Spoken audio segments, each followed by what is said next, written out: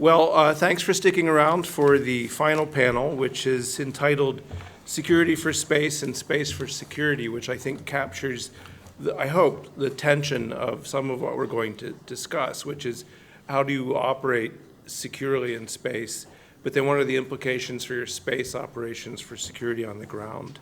And we have a distinguished and excellent panel to discuss this. I'm going to give their titles. We have their biographies available, I think, in both the website and for you, but many of these are old friends, all of them are experts. Let me go down the row here.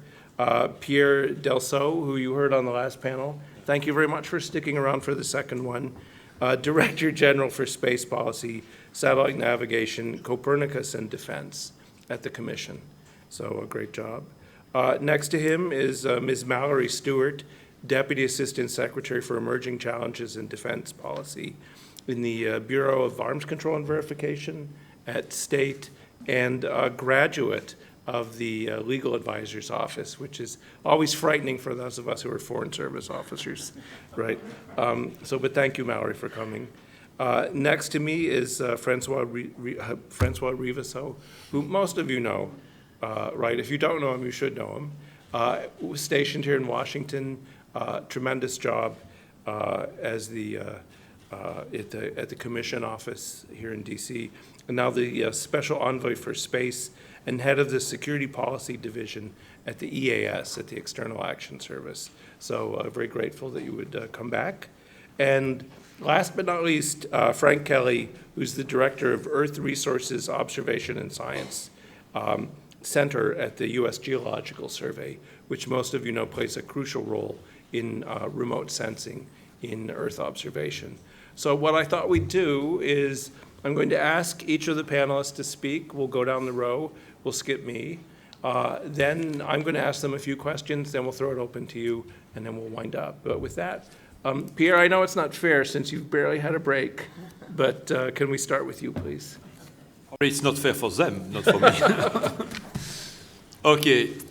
I will try to be, because my speech is even longer than the previous one, so I will try to be shorter than the long speech which has been prepared by me. And, when you talk about security and space, Jonathan in the previous panel said, Europe is complicated. If you talk about security and space, these two words together in European context, it's even more complicated, much more complicated.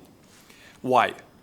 Because initially it was very simple, military, security, defense, member states, mostly alone, sometimes in cooperation.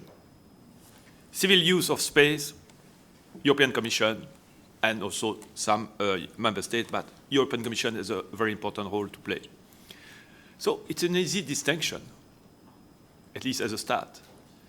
But of course, things are becoming much more complicated because, of course, some of the civil, the satellites which are out there in the space being sent by the European Commission, in fact, thanks to the money of the European Commission, we don't send it ourselves, fortunately. Of course, you have security aspects, you have defense aspects which are linked to this. So the distinction between what was done by the European Commission and what was done by the member state is now is blurred. And of course, as always in Europe, we want to be pragmatic and try to find a solution. We don't want to start, lengthy discussions, trying to revisit the relationship between member states and the European Commission. We have tried to find pragmatic solutions. Now, if you look at the topics of, this panel, which is security for space and space for security, I would maybe try to focus first on space for security. And if you look at, the different aspects of this issue, and again, I'm not focusing on the defense aspects as such, but if you look at the issues which are at stake, you will see that to some extent, some of our civil satellites can be used to provide security services. And the second dimension, which I would like maybe to briefly mention, that some of the data that we are, creating with our satellites can be used for security purposes. And that's a slightly different issue. It's not exactly the same issue. And the third topic, which is important, and that's the issue of debris and this situation, what do we do to maintain actually that the space is a safe environment, a secure environment, which is something which is very important. Now, if I move to the first aspect, which is the fact that you use some aspect of our civil satellites to have actually governmental information being transmitted, being used using our satellite, that's a very important issue because we have, of course, some public-related services where we need to maintain the confidentiality, where we need to maintain the fact that those information is completely secure. And we are fully aware of this, and actually we have built in Europe some standards and some elements to make sure that we are sure that the level of security and confidentiality of those services is maintained and is, up to the top level to make sure that we don't have any breach of security with respect to those services. So that's something which is important and on which we are working, to be very honest with you. We have already developed, as I say, some common standards. And we are in a position where actually we are now trying to get, to very transparent with you, to get a mandate to start negotiation with the US with a view to conclude some kind of agreement. I don't want to be more specific on the nature of this agreement, but with a view to conclude some agreement in the future with the US. Because we consider it's also an important issue, not only for Europe, but also for the US. And that's something which has been mentioned also in the previous panel, the issue of resilience, the fact that you need to have actually two systems together is something which is fundamental both for Europe and for the US, or vice versa, for the US and for Europe. It's the same situation. And actually, since I have my Japanese colleagues sitting opposing to me, and he told me, of course, Japan is also an important player in this context. So he's not listening, but still, I can repeat it when there's a meeting together.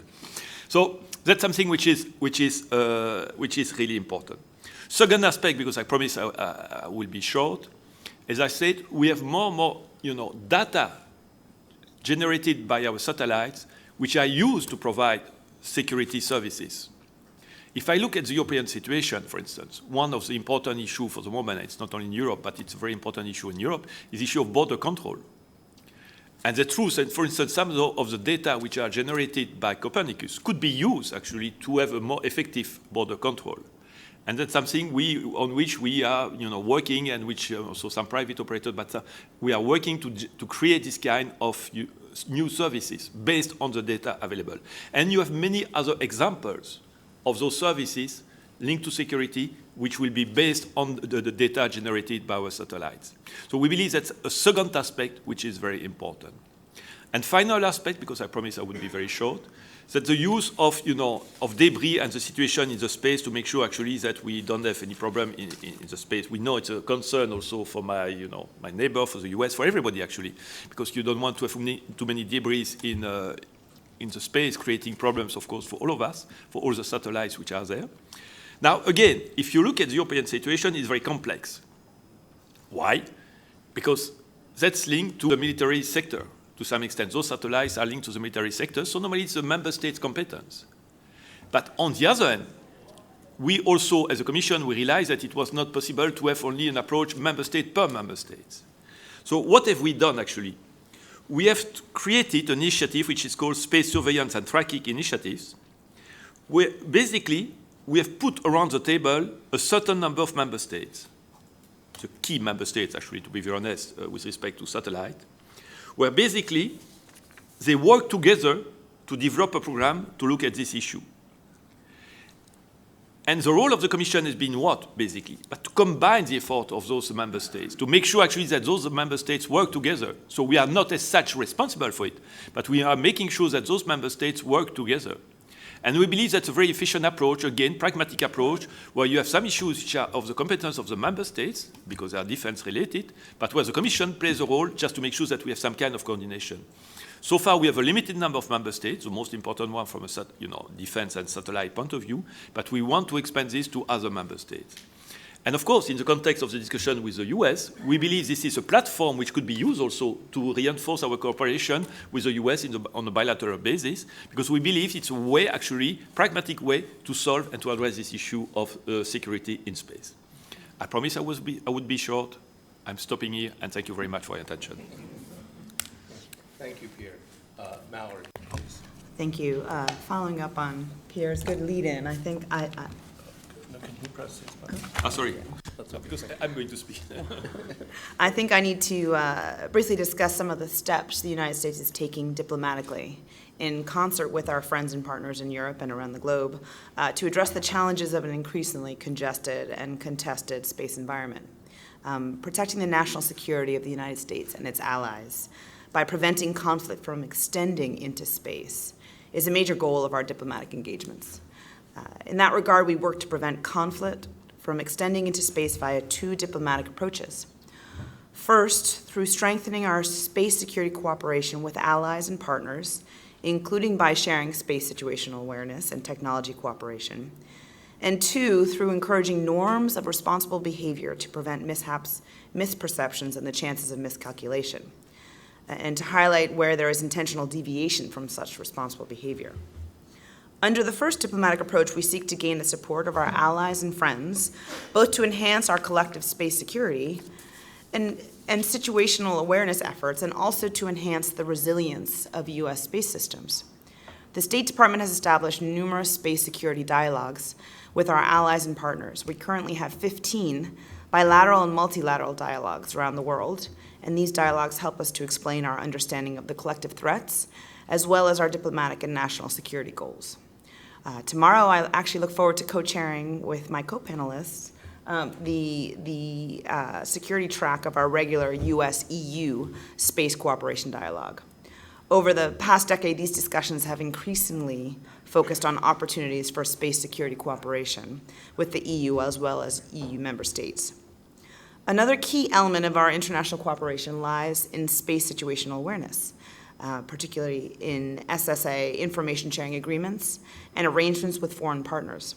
To date, the United States has signed 11 bilateral SSA agreements and arrangements with national governments and international intergovernmental organizations, and 51 SSA sharing agreements with commercial entities. International cooperation on space situational awareness is crucial, as these partnerships multiply resources, capabilities, and geographical advantages. Ensuring a common understanding of our space environment increases the security and stability of our collective actions in space. The U.S. government also uses diplomatic engagement to promote the responsible use of outer space, such as best practices and behavioral norms. And we have certainly worked closely with the EU in this endeavor in the past on debris generation and codes of conduct, and we will continue to do so. It is clear that no one nation can foster norms and best practices alone, however, so international cooperation is absolutely crucial. Given the urgencies of the threats to space, we also need to use the most effective and efficient means available.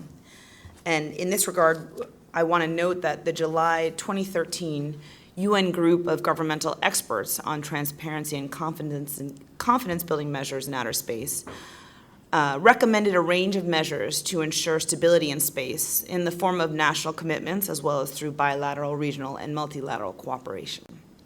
The 15 members of the GGE included experts from 4 EU member states, as well as the United States, Brazil, China, Russia, and South Africa. The United States firmly believes that the GGE's consensus report offers a solid starting point for addressing challenges to space security and sustainability, and we support efforts in multilateral fora to translate these GGE recommendations into results by encouraging responsible actions by all nations in their peaceful use of outer space. As these efforts progress, there will be many opportunities for the United States and Europe to work together to lay the groundwork for what the EU terms effective multilateralism. The central assumption that guides U.S. efforts to promote cooperation in outer space is that a secure and sustainable outer space environment is vital for every nation's security, global economic interests, and for enhancing the daily lives of humankind. Meeting the challenges of orbital congestion and collision avoidance while promoting responsible and peaceful behavior in space must be the shared obligation of all countries engaged in space activities. As two of the significant players in the space arena, the EU and the U.S. must work together to face these challenges. Thank you. Thank you, Mallory. And I noticed that Mallory shortened her remarks to stay on schedule, and she cut the paragraph on the Committee on Peaceful Uses of Outer Space, which all of us are grateful for. So, no, that's a joke. Francois, let me ask you if you could then speak. Thank you, James, and thank you, everybody. It's a privilege to be here with you. You know how dear to me this home is. Security for space. The reality is security for space my friends, is declining, is decreasing. And I will start with three predicaments, three obvious constatations. First, there is an increased risk for space-based assets created by the multiplication of debris and the apparition on a lot of microsatellites and many new constellations of such satellites. The risk is also growing of a growing number of asset capabilities by a growing number of actors, if you look on in the 10 years to come.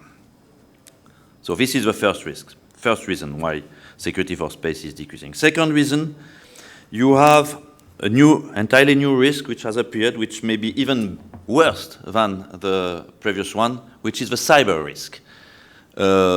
Space assets have been initially planned 10 or 20 years ago.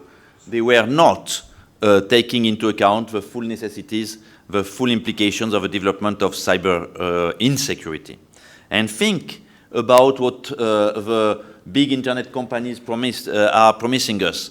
5 billion of Internet of Things connected to Internet, mostly through space-based assets or communications, which could, if attacked by pirates, be changed in 5 billion of objects, which could be dangerous. This is a new risk that we have to address. Third risk, the multiplication of space-based assets requires the multiplications of ground segment to support them, and more and more. And at a time where you had 3, 4, 5 special bases on the ground in 3, 4 big military countries, this was something. But now you have ground segments everywhere in the world, and a number of them are honestly completely underprotected, particularly in the context of hybrid war. So we have a security which is at risk. What to do? Second point, rethink our approaches, obviously. I will suggest 2 ideas, personal ones, obviously. I speak on a personal basis here. The first one, why shouldn't we consider space-based services as a supercritical infrastructure? You know that NATO is developing a theory and a practice on hybrid warfare. The EU is also working on it. The mantra, one of the mantras of hybrid warfare is that we should protect our critical infrastructure. Shouldn't we try to have a priority particularly given to the protection of space services and space-based assets, considering them as a critical infrastructure which, if under attack, could expose vulnerabilities of a global reach. It's not a local reach, it's not a local catastrophe. If you attack a space-based assets, the risks are likely to be global. Till now, air transport was the thing which was looking like the most towards something supercritical. You attack a plane here, you can paralyze or delay air transportation in many places. Even more so with space-based assets. So I would advocate for a particular protection of space-based assets. Second track, maybe to rethink our instruments. Mallory alluded to that and developed that. Today, you know, we had tried since a number of years to address the problem of debris through the so-called Code of Conduct, an EU product we are proud of. But we are at a moment where we reconsider.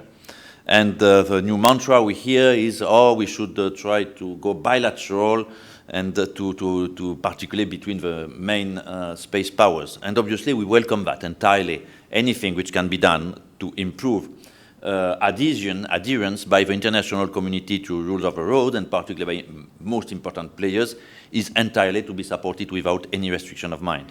That said, I would argue that this should not be a reason to forget about the bilateral track, the multilateral track. We should keep open the multilateral track, particularly at a time where the jury is still out to see if bilaterally the track will be much more productive than the multilateral one. So I would say, while trying to open the range of choices and possibility, we should not close prematurely those who maybe a bit rebranded could still produce some effects. We are in a reflection on that. Second element of reflection, now not so much on the disarmament control, confidence building measure side, but on the non-proliferation side, because you know my past, I have always worked on both issues. On the non-proliferation side, it is sure that we could give a look to the proliferation of ASAT capabilities. They are dual-use based assets and objects which are vital to build up ASAT capabilities, even rustic one. In the past, we have given through our dual-use regime control consideration to things which could be even less vital than that. So maybe to consider if there were something to be done which would promote responsible use of anti-satellite capabilities, I think, and to develop the idea that maybe this is not such a trivial thing to this kind of equipment. It can be globally destabilizing. Then maybe I think we could start reflecting on that. All in all, I advocate for a more global approach of the space domain. Finally, space for security. What are we doing at European level for the European security? Obviously, the Commission is in charge of the global strategy. What the EAS is doing, we are obviously assisting the Commission diplomatically in very important, as diplomatic advisor, in very important negotiations. You know that there is a particularly important negotiation which is likely to be opened when, I don't know yet, hopefully soon, which is the negotiation about the Galileo signal, and particularly what we call the PRS Galileo signal, that is the securized signal of Galileo. Just think that if this was to succeed, this could be a very important boost in terms of transatlantic link. It has not only its own utility, but it has also, if you reflect about it, a certain value in strengthening the transatlantic link. And this is also something we should think when we talk about EU-NATO relationship. Regarding Galileo, the ES and the HRVP, Mrs. Mogherini, as you know, is in charge personally of the final security, the final guarantor of the security of a system at political level. And the EIS is obviously in charge, and we are busily doing that, developing the procedures which will allow this to be fully operational in a very near future. SSA, SST, it has been mentioned obviously. The ES is chairing the board of a satellite center of the EU in Torrejon, which is the only small intelligence center regarding optical products from space-based assets. We hope to develop its role a bit, to modernize it, and for that we would need both the help of the member states, but also of all the potential partners of the center. Finally, I would say we are at a moment where the EU in general and the ES for the security and defense aspect mostly are developing strategies which are obviously connected to the reflection which exists in NATO. There will be a space element, a strong space element in this strategy. As far as I can say till now, our contribution to the space for European security, if there is one thing that we know already, is that the concept of resilience will be central in this reflection, because it is central already in the global strategy developed by Mrs. Mogherini. And obviously, any suggestions from your part would be very helpful for us. Thank you. Great. Thank you, Francois. Pardon me. With that, let me turn to our final. You should be thinking of your questions now. Let me turn to our final speaker, Frank. Frank, please. So I get to be the final speaker. And so I'm going to utilize this wonderful room and some of its capabilities, because I can't let you leave today without having a PowerPoint presentation. That just would not be right. And you're all laughing at that because you know that's the truth, okay? But I can also see by looking at you, you all have very bright eyes, and I want you to be thinking a little bit out of the box, because I'm going to talk about something, and if I can get the slides started, I guess I need to start them.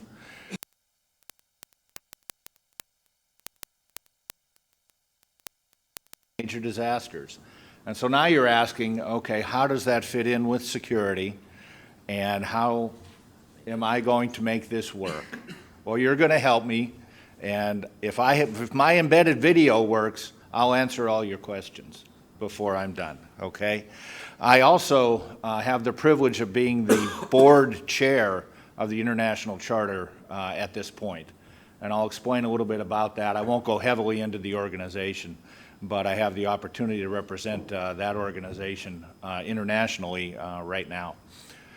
So we're talking about security for space and space for security. So I took the perspective of space for security, and I took the perspective of an outcome-based approach on security. And when there are disasters around the world, and we look at the statistics of those disasters, and they happen about once a week, there are disasters that we respond to. And you have vulnerable populations at the time of those disasters. They require a certain level of, yes, security. And so what I'm going to describe here as I go through is talking about how that works with the International Charter. The International Charter also, because of the response that they provide, deals with infrastructure security, and that's the infrastructure that supports other space systems. Because you never know where a disaster is going to occur. And so there are things you need to do to be able to support infrastructure, to be able to support space systems. And it's really a coordination and collaboration effort. So how does the EU and the U.S. fit into this? Another question you may ask. And that is, when the Charter started 15 years ago, it was the brainchild of the ESA, CNES, the French agency, and the Canadian Space Agency. So there is this strong connection with Europe in putting this together. So what is it? It's an international collaboration between owners and operators of Earth observation missions. That includes both agencies and private sector. And it provides rapid access to satellite data. It provides that data quickly and at no cost. And that's another part of the collaboration here, that it is a barter system, it is a collaboration, and it is international. So let's hope that I can get my videos. Almost every week, a natural disaster happens somewhere around the world. We often watch them unfold live on the news, when forests go up in flames, when settlements collapse after an earthquake, and roads and bridges are torn away by landslides, when volcanoes erupt or severe floods wash away our communities under torrents of water.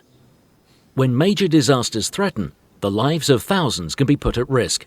Time is of the essence, and rapid, accurate data can be crucial, particularly if search and rescue teams have to access very remote terrain. Today, satellites are some of the most helpful observers on our planet.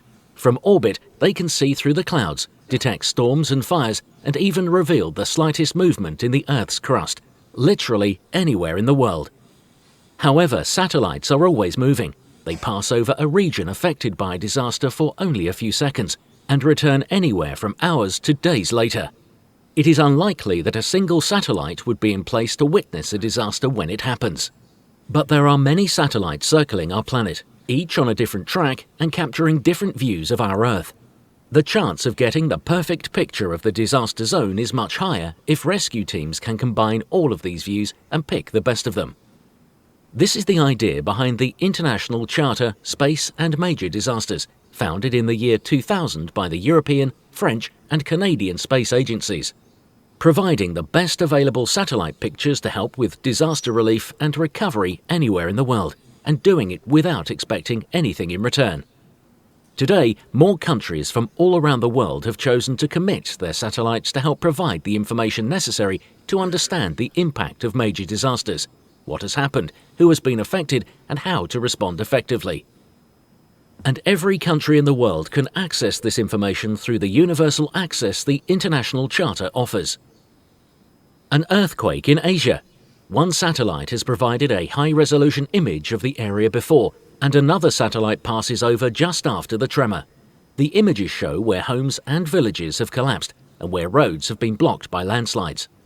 Rescue teams have up-to-date information in hours, helping them decide how to access the affected area and where they can do the most good.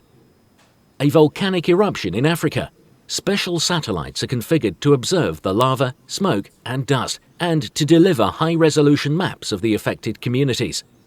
Experts can accurately assess whom to evacuate and where to establish a safe refugee camp. Flooding in Europe. A satellite gauges the amount of rainfall, while another measures the rising water level through the clouds. Yet another satellite delivers the latest map of affected areas, while others track the next storm brewing over the horizon. Citizens can be warned, trains stopped, roads closed, dams fortified, to help manage the worst of the water. We cannot prevent natural disasters from happening, but we can help to manage their consequences. Satellites provide rapid, accurate information anywhere around the world, 24 hours a day. The International Charter, Space and Major Disasters is helping to save lives wherever disasters strike.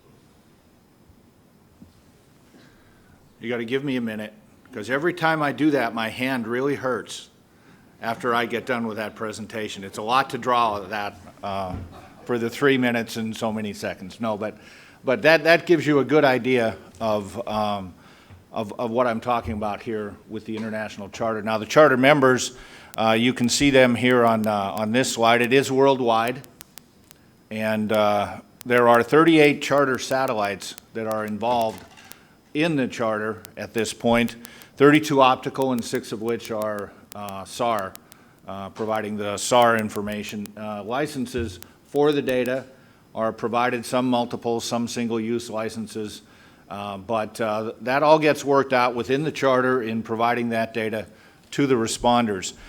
As was mentioned in the video, the authorized users, there are 56 authorized users in 49 different countries, and the EC is an authorized user. What an authorized user can do is to call the 24-hour hotline that we have for the International Charter, which is based in Italy and other parts of Europe, and invoke the Charter, as we call it, so that something can happen. When something happens on the ground, a Charter can be invoked, data is collected, the data is processed, the data is provided to the boots on the ground so that they can take the actions they need to. Imagine trying to get all the data from the number of countries and 30-some satellites if you had to do that alone. What the Charter does is it provides that data in a consolidated and processed way to the user on the ground so that they can take the actions they need to take.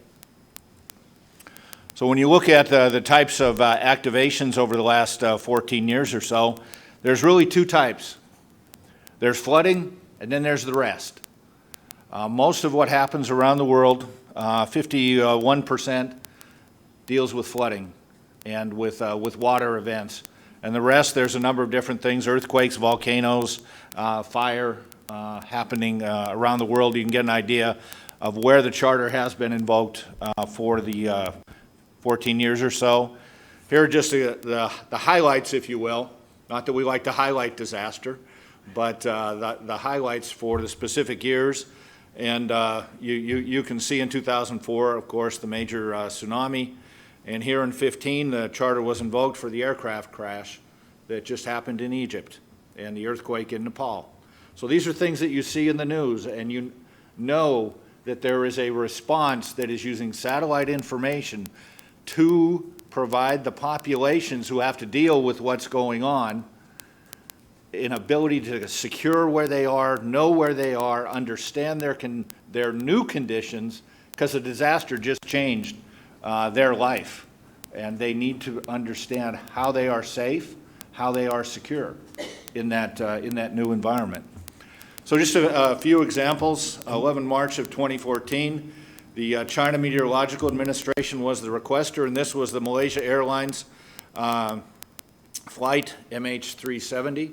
The Charter was invoked to provide information for trying to figure out what happened there. We're still working on figuring out there. The Ebola. Before you go through the examples, Sure. could we maybe move along to get to the, Okay. can you, thanks, that would be. I'll just go quickly. The Ebola epidemic in West Africa, which is one that you may not think that the Charter would be invoked, but the population was affected. They needed to be understood where that population was and what was happening with that population. The Charter was invoked to support that. Landslide in Nepal. This is just a depiction of the rapid assessment and recovery. The Charter on one end provides that coordination and response. And then we have an ad hoc approach for recovery that could go on up to years. So we're working that internationally to figure out how response and recovery link up in this environment. 2015, ISRO, the Indian Space Agency, turned over the lead to USGS, which I picked up, and then I will turn that over to Argentina later on next year. 28 activations, up to 30th of September. So where I started, security for space, space for security, outcome-based perspective, but the combined assets of the EU and U.S. are a backbone of the Charter, the cooperation and collaboration that we have to ensure the security of the satellites, the systems, and the survivors. Thank you. Great, thank you, Frank. That was very helpful. Well, it's been a range of presentations. I mean, I think about this. My own research now is focusing on the survivability and the resilience of space services on the assumption that they are now vulnerable to attack in a way they weren't a few years ago.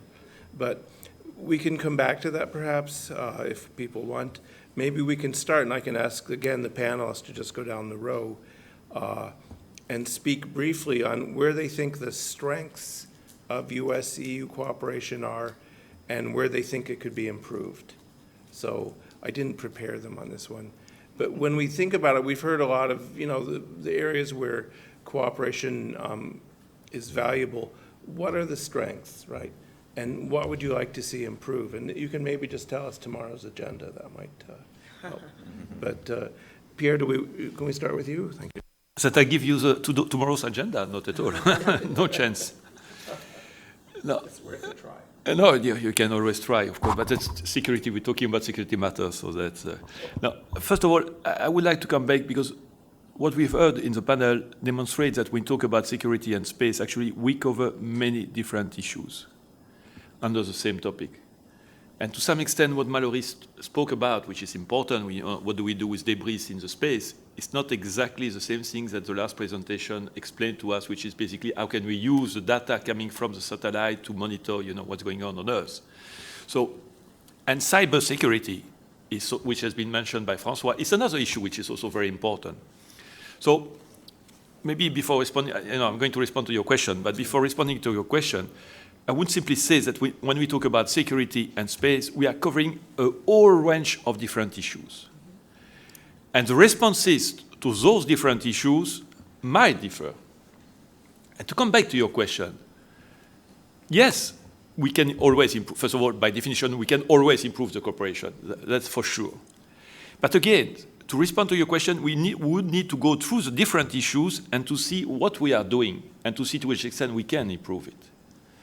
And again, if you talk about the debris in the, in the space and the fact that you need to protect your satellite, it's not the same response that, having the cooperation about trying to prevent and to know better what's going on when you have an earthquake somewhere in the world. So the topics that is part of this panel is extremely vast, actually. And if we want to have a response to your question, we should actually go deeper into each of the topics and different aspects. But to conclude, just to your question, yes, we can improve the cooperation because the more cooperation we have, the better it will be for everybody. Because for those topics, all of those topics, talking about the debris in the space, talking about cooperation with the use of data, talking about cyber threat, the more cooperation we have between allies, the better world we will have, all of us. I think Pierre said it exactly correctly, is that it is a very diverse subject matter with diverse interests and diverse results.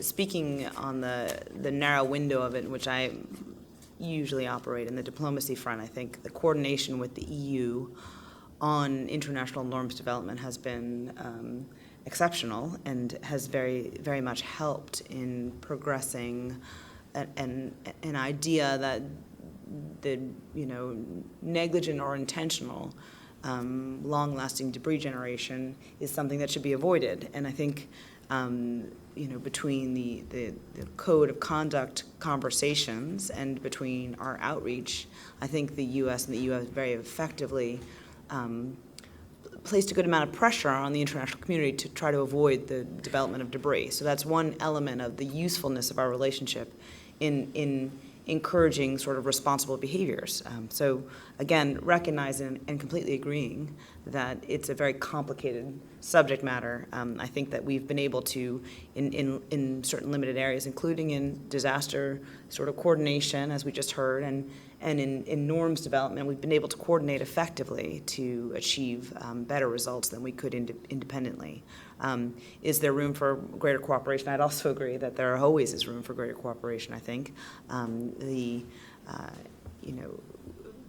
greater coordination between our available assets, potentially a Galileo coordination would be useful, I think, on many levels, and I think that's something that we're hoping to achieve. But certainly, again, you can never say no to the need for additional and further coordination. So yes, I think that's right.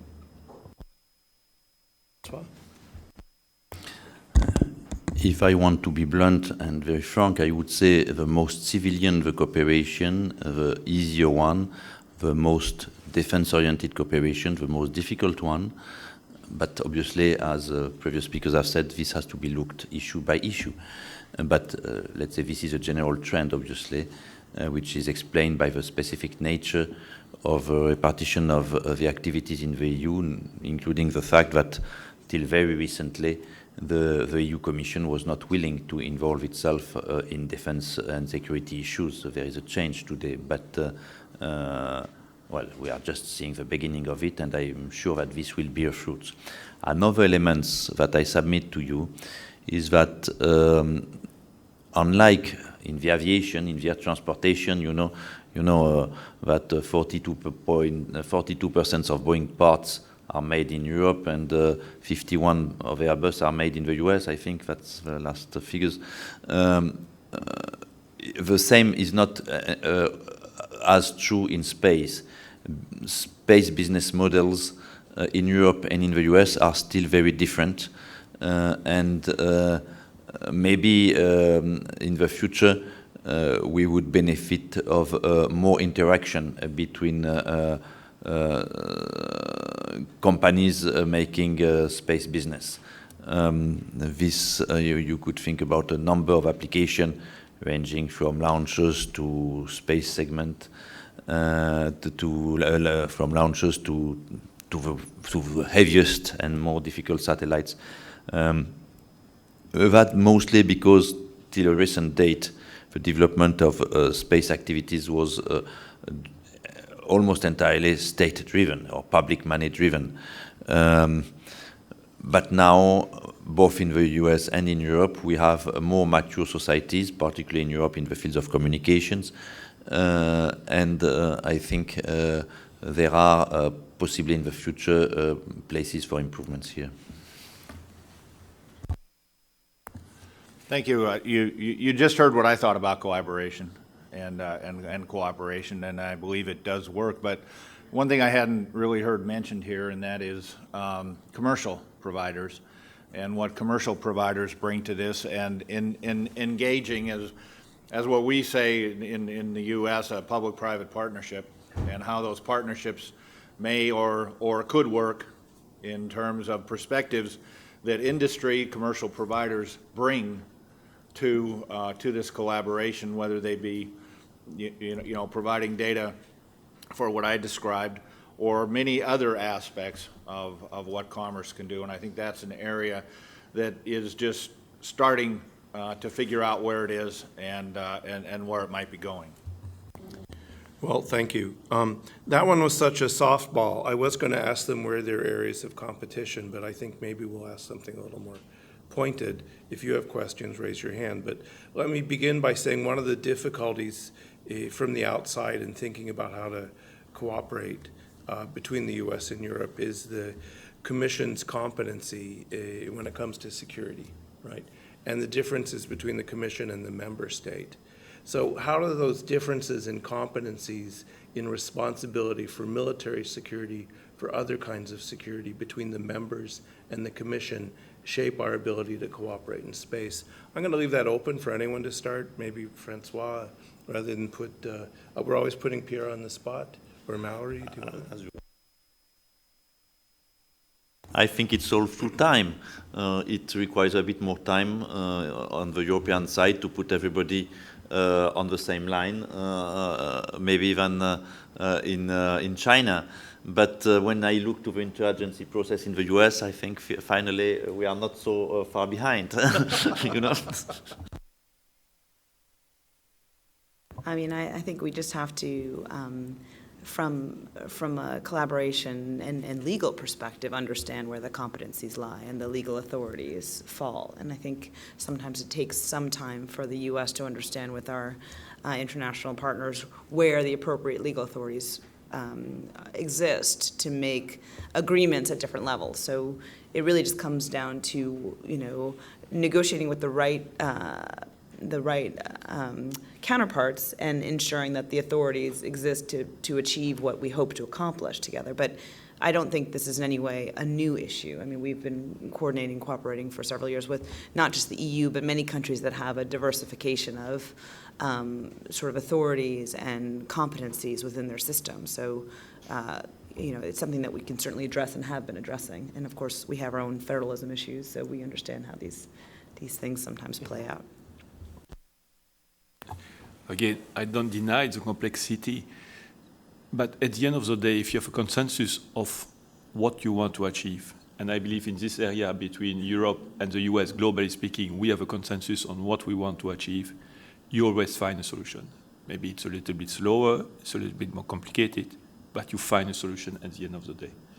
And so, yes, it's difficult, but we will make a solution out of it. The comment I'll make here is the International Charter is 3 pages. We talk about the complexity of doing things. It's one of those things that when you know what it is you want to do, you can define what it is you're going to do and move forward.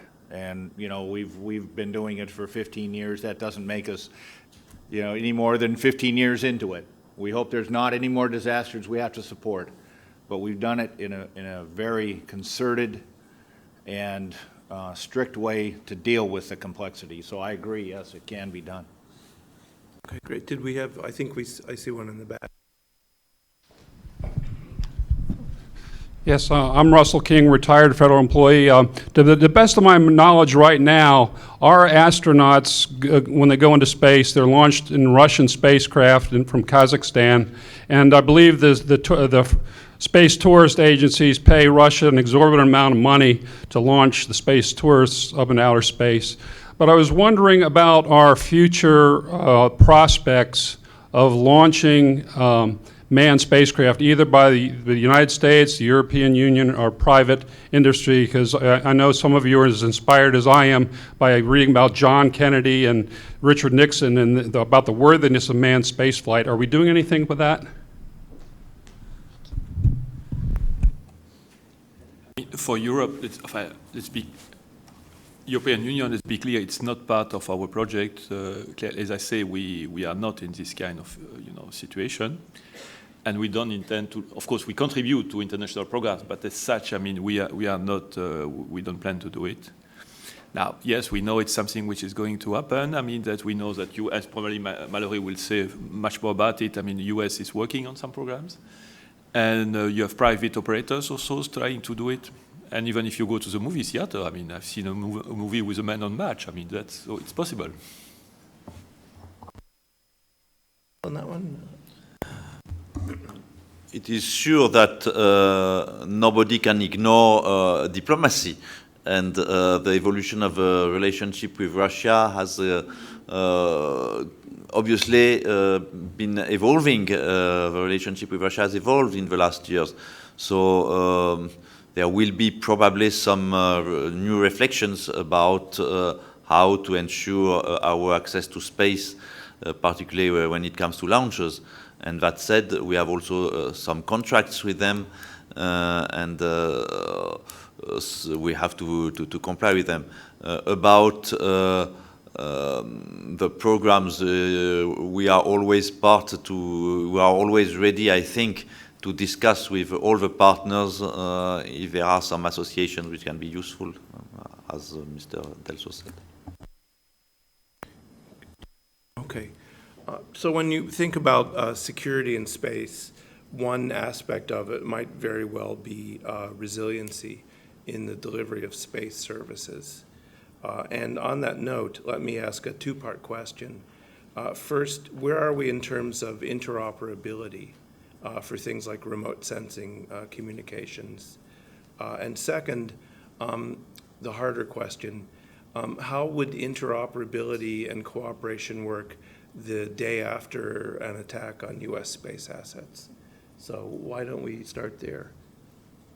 Do you want to go first, Mallory? Mallory will go. Yeah, okay. I mean, I think that our coordination with international partners and allies certainly focuses on interoperability as one of the useful objectives, and hopefully something that we can accomplish to allow for resiliency of space services. I'm not sure I can list exactly where we are with respect to each of those items, or each of the sort of projects we're working on in that realm, but certainly it's something that we think is important for resilience and for the continuation of space services. What happens the day after, I think, depends on the method of attack and how, what is affected by the attack, and if we understand sort of who is doing the attacking and what they've done. I think from a diplomatic response perspective, there's certainly international outrage if we're attacked for no good reason under the law of war. There's, use of force implications if it's something that rises to that level. So, it would be an entire international law analysis, but certainly if we have interoperability and we have resilience capabilities with our allies and friends, then we would be able to continue to provide the space services that we're hoping to protect and hoping to continue throughout a possible space conflict. I mean, as I said in the beginning, we do hope to prevent any conflict from extending to space, but we need to be prepared in the event that it does. So. Let me make the question a little more precise. That was a good answer, but I want to add, no, because when you were speaking, something occurred to me, which is perhaps, and I don't know if Frank or Francois or Pierre wants to talk about it, but two possible problems might be what is the role of Galileo if GPS services were to be disrupted or destroyed, right? And second, destroyed. I had trouble saying that, sorry. And second, similarly for remote sensing, if U.S. remote sensing platforms were disabled or destroyed, how could we look to cooperate with Europe? So, Yeah. Let me try with Galileo. First of all, I mean, the first message is that's what Mallory said. We need prevention, maximum prevention. sure. And we need to build systems which are as safe as possible, with a maximum level of security, and we need resilience. And that's an element on which I will come back. So prevention is key in this. And that's certainly efforts which are being done on both sides of the Atlantic, and we are fully aware of this. So that's the first element of the response. Now, we are developing Galileo in Europe, and it's already something which is working, operating, and will be developed in the future.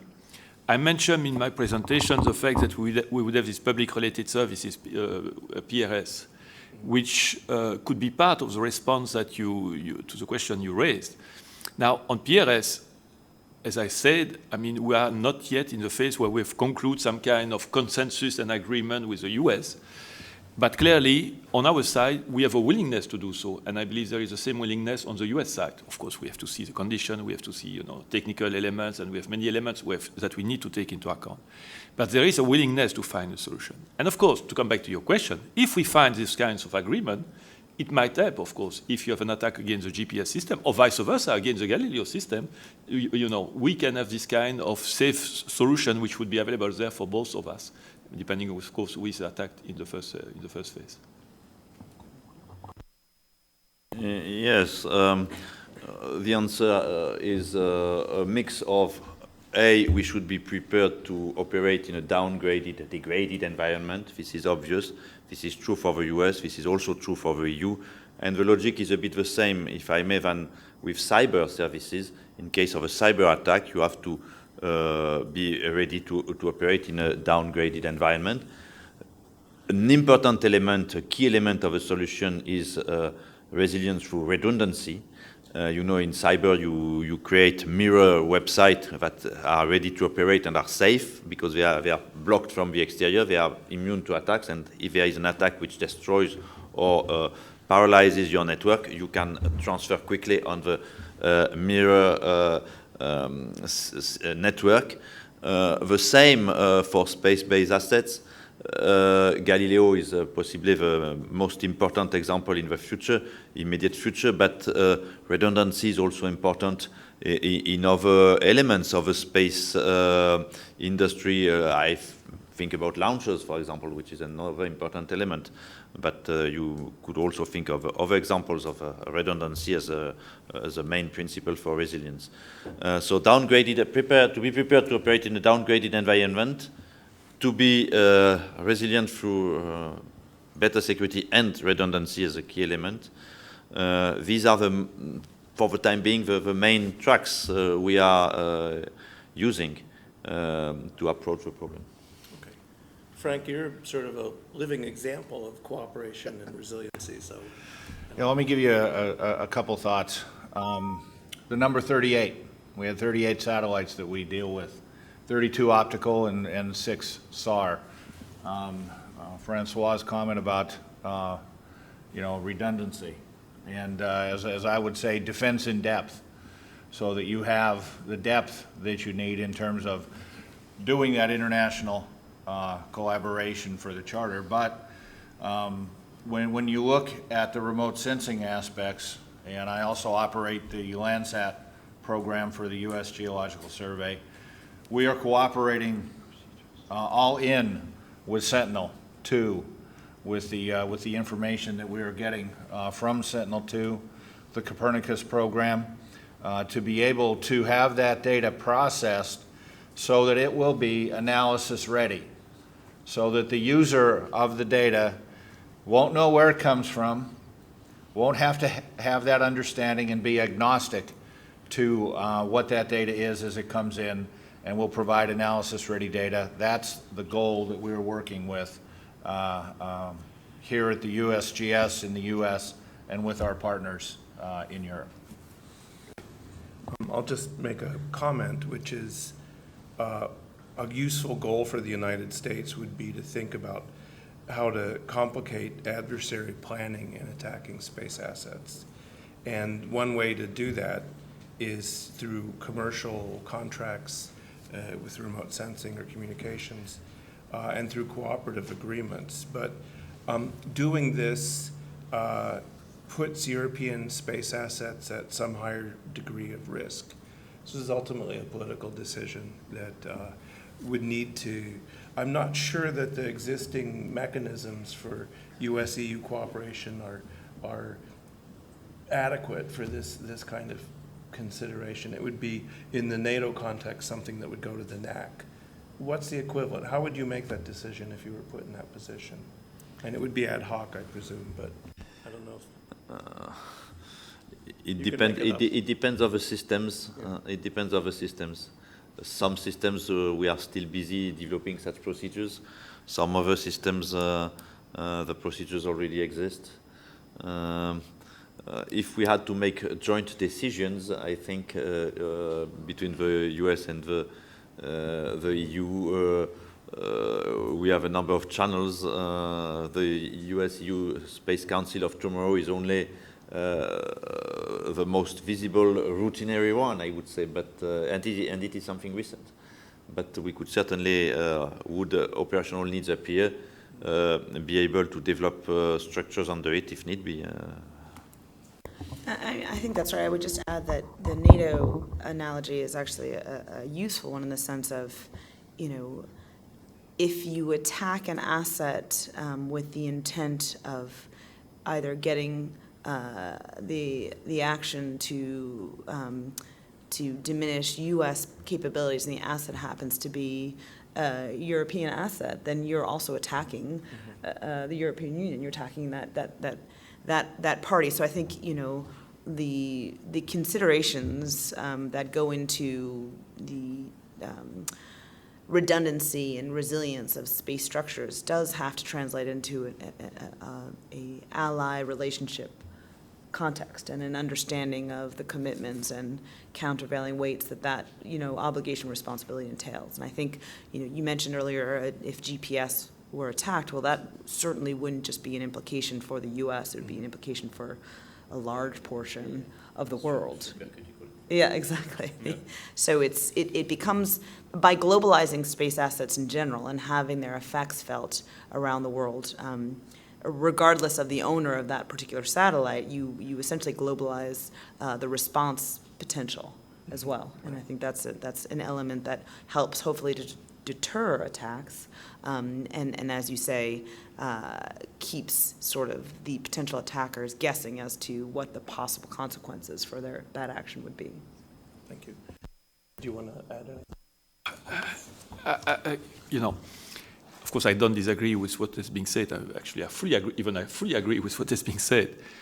Of course, the difficulty is when we talk about attackers. I mean, it's true that in the past we had the idea of, you know, a state attacking another state, and to some extent we understood the logic. At least we could understand the logic. Now, let's be clear: we have other threats now, and the recent events, you know, which took place already some time ago in the States and now in Europe, show us actually that the type of threats with which we are faced in the future might be a slightly different one.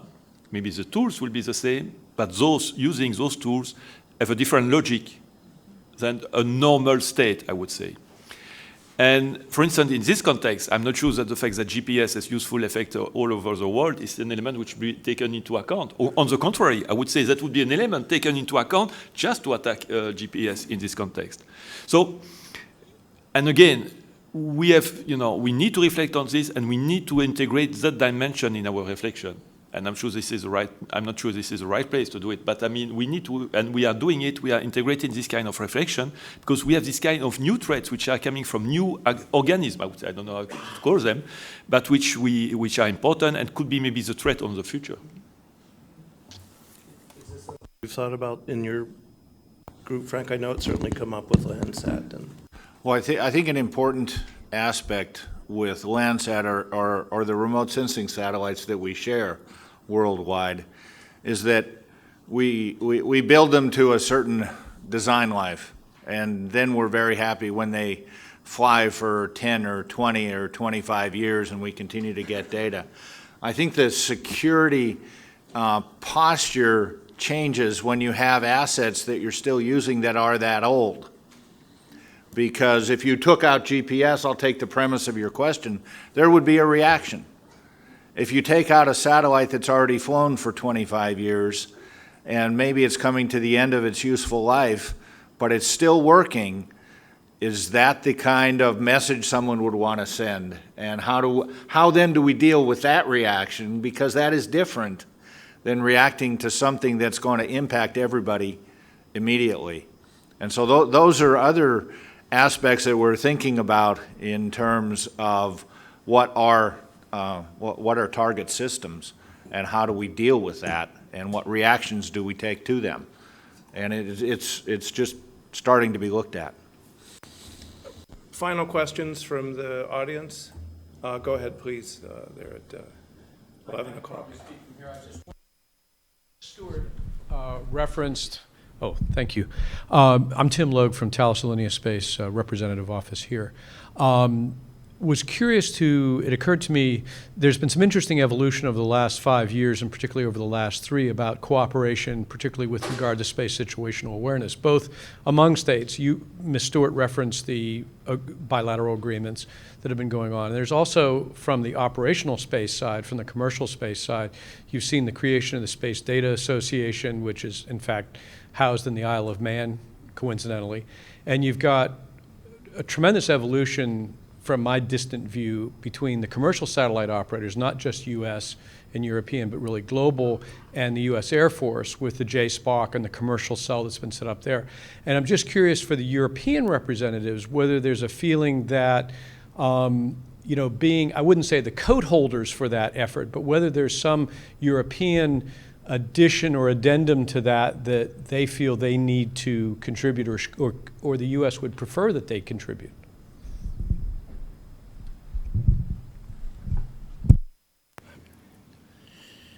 I may have to answer that question, which would be unfortunate.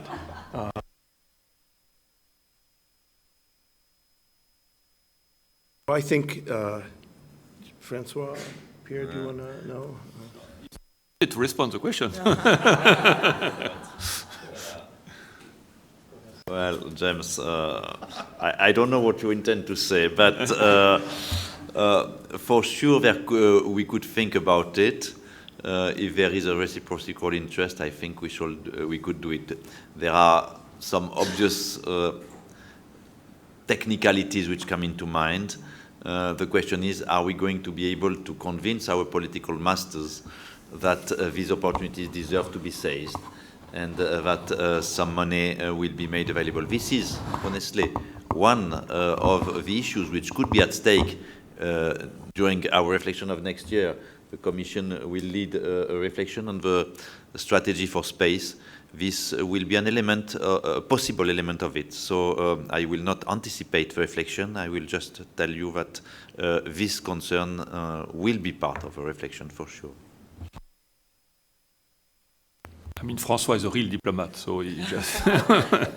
So what can I say more than what a diplomat has just said? I mean, except, of course, that it's an issue. We understand it. We understand it's an issue, and we are reflecting on it. But honestly, if you ask me to give you a straightforward answer now, no, I will not do it. Okay, well, you know, there's models for U.S. EU cooperation, and the work between ESA and NASA is a good model of what a strong cooperation would look like. Very successful. The work that Frank does, very successful. And for me, of course, the question is, how do we extend that into the domain of security, recognizing the constraints created by competence, but a common architecture, which I think was at one point a goal we had for Galileo and GPS, a common architecture for navigation, for remote sensing, for communication, strengthens our political partnership, the transatlantic partnership, and it will strengthen the security of both. So it's taken a heck of a lot longer than I think some of us might have expected, but I hope we're on a path to build that cooperation in security, that common architecture. I don't know if any of the panelists have any final remarks. If not, Thank you. Well, join me in thanking the panel, and then we'll have Heather come up.